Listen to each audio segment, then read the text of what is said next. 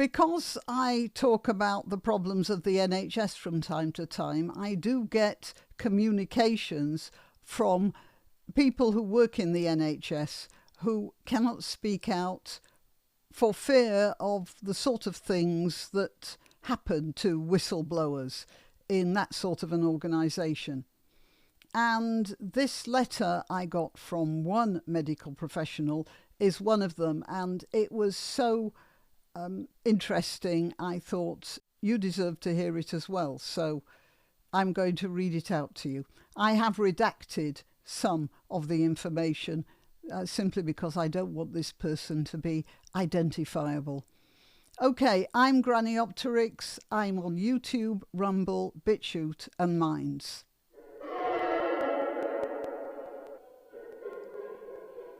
So I'm going to start with a few caveats. The first is that during the course, the first is that I am going to deliberately obscure the sex of the person who has written in. So I am referring to them as them and they, and the name of the person I shall refer to as Bones, because I'm a Trekkie. Oh, well, an original Trekkie anyway. So that's the first thing. And I'm using Asian as shorthand for Pakistani and Bangladeshi. Of course, that isn't all Asians by any means, but it's just quicker than saying these two groups. During the course of their letter, Bones refers to Muslims a lot. And indeed, Bones is talking about Muslims, not just Pakistani and Bangladeshi people. But Bones did say that the Pakistani and Bangladeshi people were the worst offenders by about 90% out of the Muslim community. That's the second thing. The third is a comment I heard from a British journalist who had been working in Pakistan for quite a long time and obviously moved among the upper echelons of Pakistani society.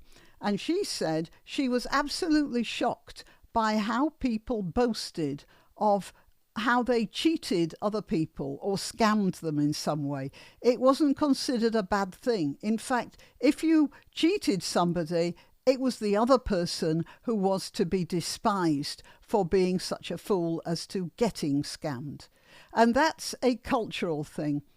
Pakistani, I assume Bangladeshi too, cultural thing. So you have no respect for the people you scam. It's their fault. They're the fools, and you can boast about it. You've ratcheted up another point showing how very clever you are. And this journalist said she was very shocked at this general attitude in Pakistani society. So this all fits in with the way the Pakistani and Bangladeshi community cheat the National Health Service system so thoroughly. And they do. There's absolutely no doubt about that. I mean, we know for a start how many, and there's again, it's mostly Pakistani and Bangladeshi men marry 2 or 3 wives or 4 according in Muslim ceremonies, and then the wives say they go for income support, you know, because they're single mothers, and say they conceived this child after a night out at a nightclub or something, and they're there wearing their full burqas. And the people in the social services, they know that these women are second or third wives who are being supported by the state, not by their husbands. And they don't do anything about it. It's well known. So, yeah. And these people think that they are, you know, being very smart by doing this. And the thing is that we taxpayers are paying for all of this. Just so you know. Okay, so that's one way of cheating the system. This person here, this medical professional, is going to tell you about other ways of cheating the system, and that is endemic in Pakistani and Bangladeshi communities and among Muslims somewhat. Although Bones does make the comment lower down, I have to point out that we have our own homebred scroungers and abusers of the system too. So Bones is perfectly aware that the British people themselves are not entirely blameless. However, the entitlement that this one sector of the population is showing is quite frightening to me. Right. So I'm going to read you Bones's letter now. I live and work in a large British town. Bones gives the name, but I'm taking it out, and have been involved in the NHS since 1997. Initially, I was at an inner city GP practice, general practitioner. But in 2006, I moved to a hospital where I have worked on the wards as, and then Bones goes on to list several highly responsible administrative jobs.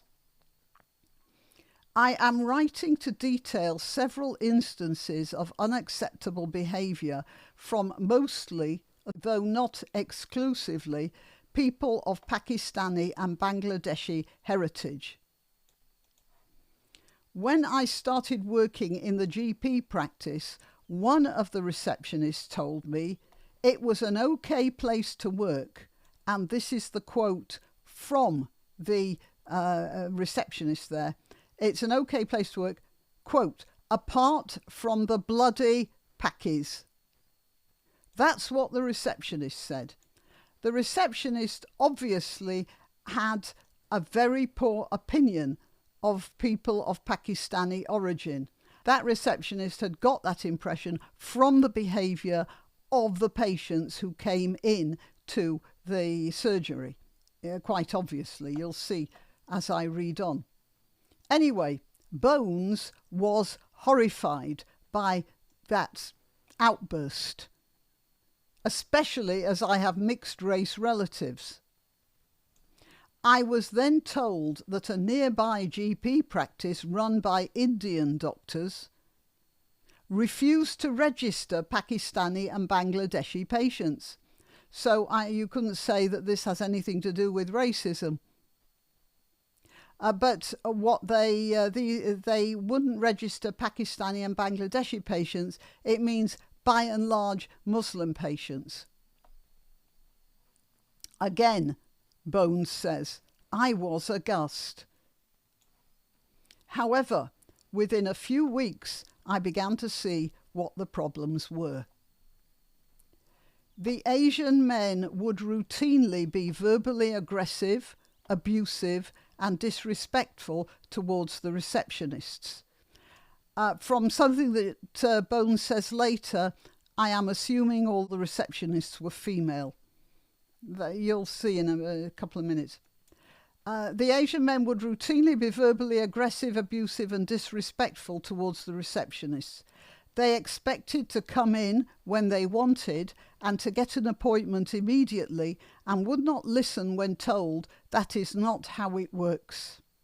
On several occasions, the head GP, the doctor at the head of the practice, was forced to come out of his consulting room to deal with turbulent situations. The manner of the men would change immediately when confronted by a male. In another video, I have pointed out that in Muslim societies, bullying is not only common, it's expected. And there's this sort of hierarchy of bullying. Men bully other men, the other men bully their wives bully their servants, their children and their servants, and the children bully the servants. And there's this hierarchy.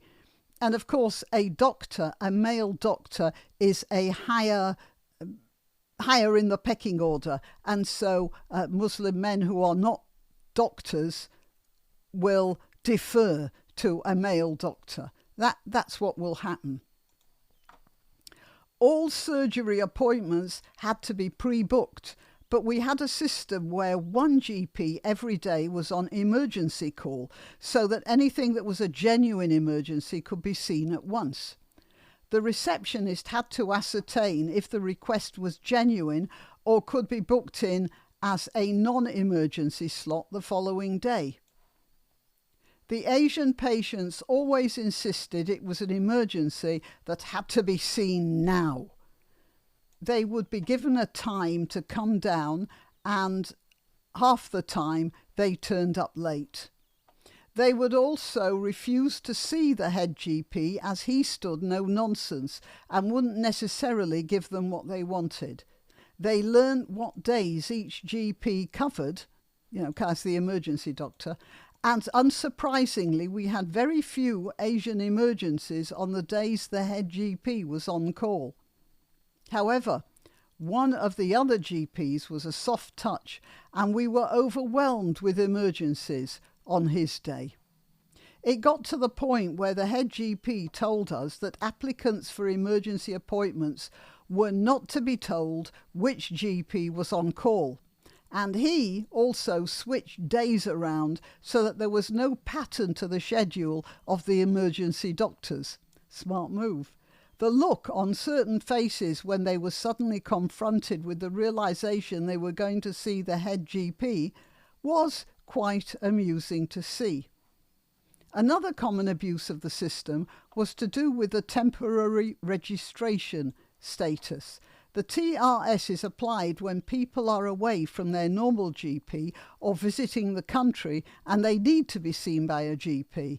In such a situation, they can register as a temporary patient, and this status lasts for 90 days. For example, a student who's registered where they study but needs to see a GP when they are home can register as a temp. If you're in one place for longer than 90 days, you have to register as a permanent patient, and being accepted to a practice, a surgery, is by no means unconditional or automatic. Many of our Asian patients had relatives staying for lengthy periods who used the subterfuge of changing personal information to re-register when the 90 days were up. It was common for their dates of birth to be set down as 0101 and then give a year.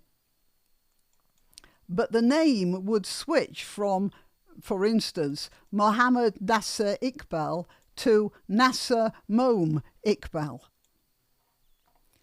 So it would go onto the system as a different person.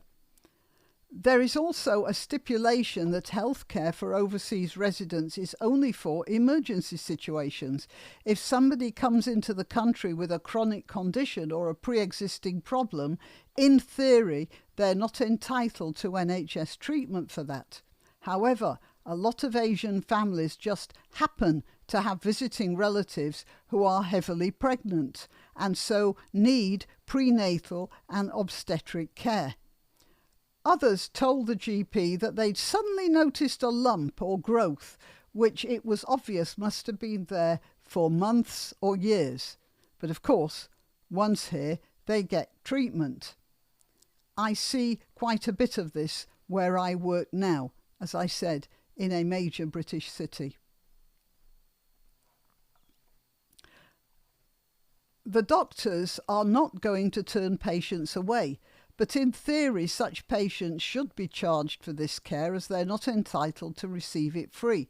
However, they're very rarely pursued for any payments, hence the phrase healthcare tourism, which is probably more common than most people realise.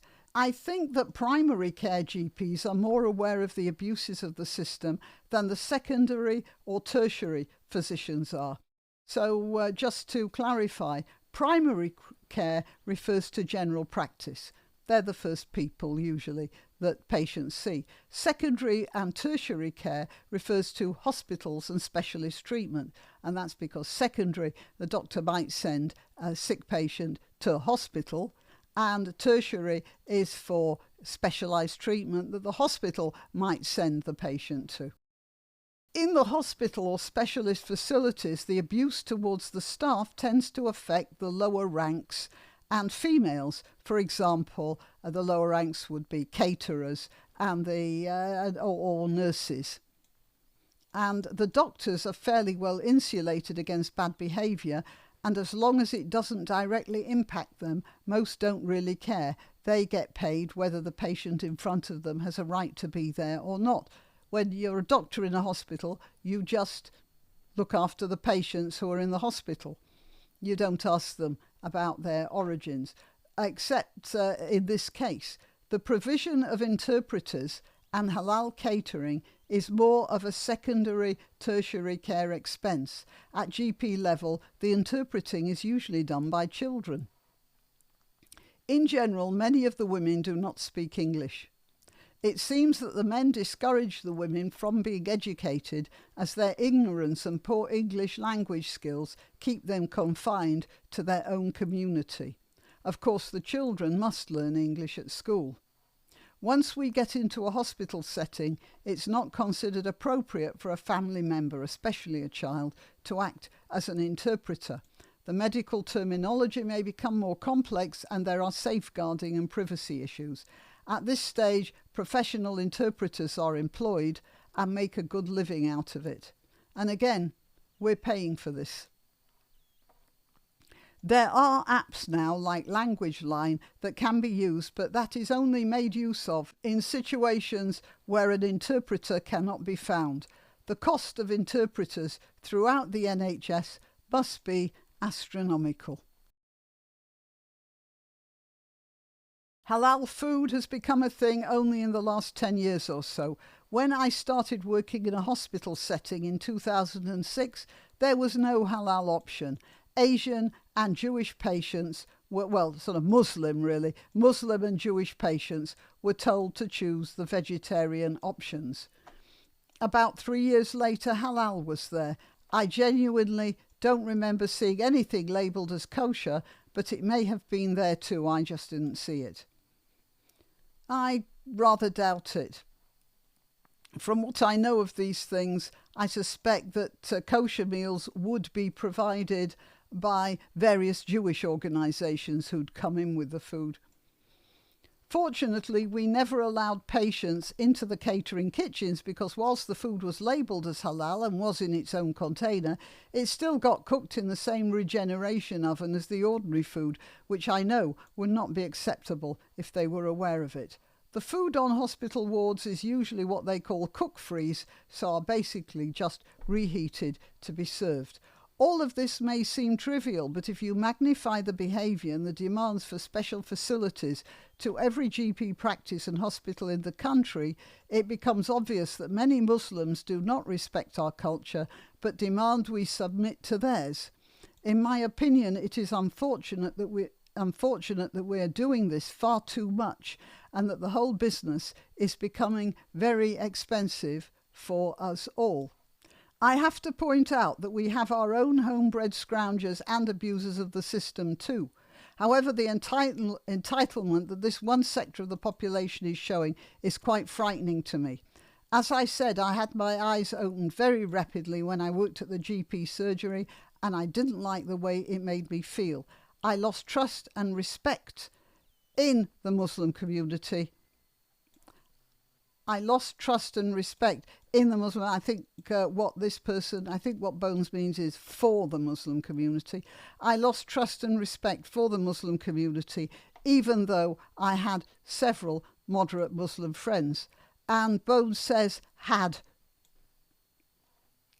which is in itself a little disturbing.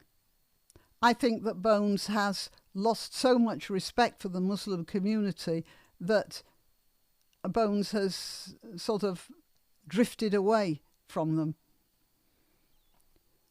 And Bones says they didn't like the way it made me feel, this feeling that the Muslim community are taking advantage. and have no respect for idiots who let themselves be scammed in this way. And I think Bones has seen that, and the several moderate Muslim friends that Bones had are at more of a distance now. So is this good for our society generally? Well, no, it isn't. And the problem is this.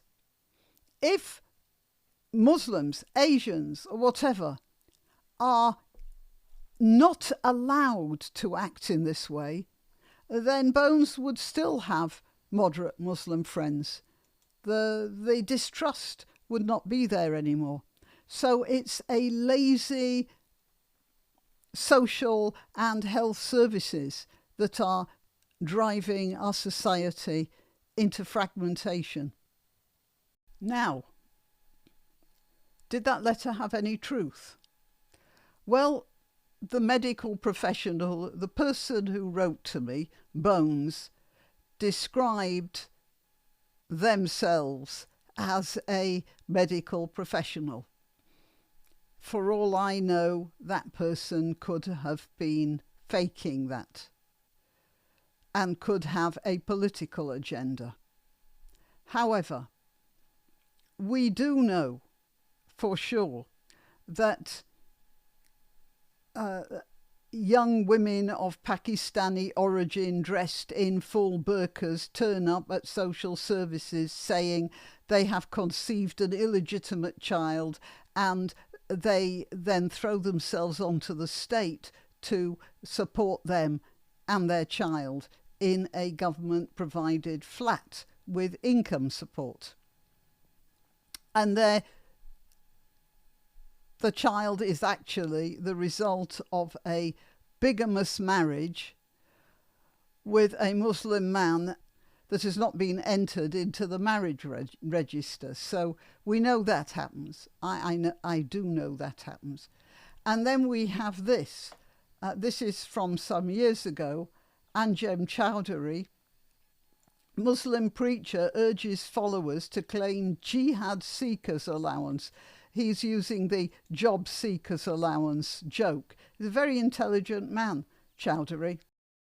And he was telling followers not to work, not to get employed, but to take benefits so that they could concentrate on plotting and preparing for a holy war. Anjem Chowdhury was secretly filmed mocking non-Muslims for working in 9-to-5 jobs their whole lives, and told followers that some revered Islamic figures had only ever worked 1 or 2 days a year. The rest of the year, he says, they were busy with jihad and things like that.